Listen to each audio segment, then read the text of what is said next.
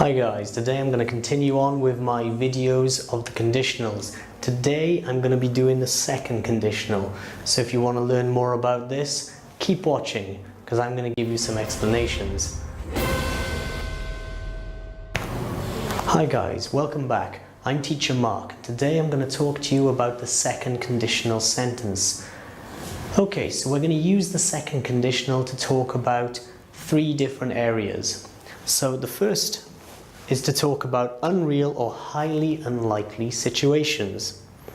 The second, we're going to use it to talk about situations that could become real if the conditional was in place. And actually this sentence itself is a second conditional sentence because it has the could, the if, and the was. But we're going to discuss that a little later on. And the third situation is to give advice. So those are the three situations that we will use the second conditional in. So now I'm going to break these down and I'm going to give you examples of each of them. Okay guys, before I show you some examples of the situations, I want to just show you the structure of this sentence. So the second conditional, we use this to talk about present or future situations. We do not use it for the past. Okay? And it consists of two clauses, an if clause and a main clause.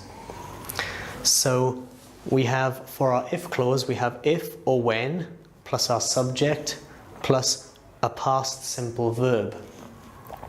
We have a comma to separate the two clauses, and then for our main clause we have our subject, would, could or should, plus the verb. Now something I also want you guys to be aware of. Whatever the subject is, we always use were, we never use was, because you may hear people saying, oh, if I was you. It's incorrect. It should be if I were you. Okay? So now I'm going to show you some examples of the situations we discussed earlier. Okay, so let's look at the situation which is unreal or highly unlikely. So we got two sentences. Let's look at them. So if I had £1 billion, I would buy Buckingham Palace. I don't know if I would, but it's a sentence that we can practice with. So if I had £1 billion, I would buy Buckingham Palace. So our if clause, if I had £1 billion, and then our main clause, I would buy Buckingham Palace. Now these clauses can be switched as well. So you could say, I would buy Buckingham Palace if I had £1 billion. So you could use that as well. So we have our if, subject I, had, past simple verb, £1 billion. Our main clause, subject plus would, in this case the verb buy, Buckingham Palace. Okay, second sentence. If Mary went to Hollywood, she'd become famous. So once again, our if clause and our main clause. Right, pay attention here guys. She'd, remember, this is a shorter way of saying she would. So she would become famous. So our subject plus would plus our verb, become famous.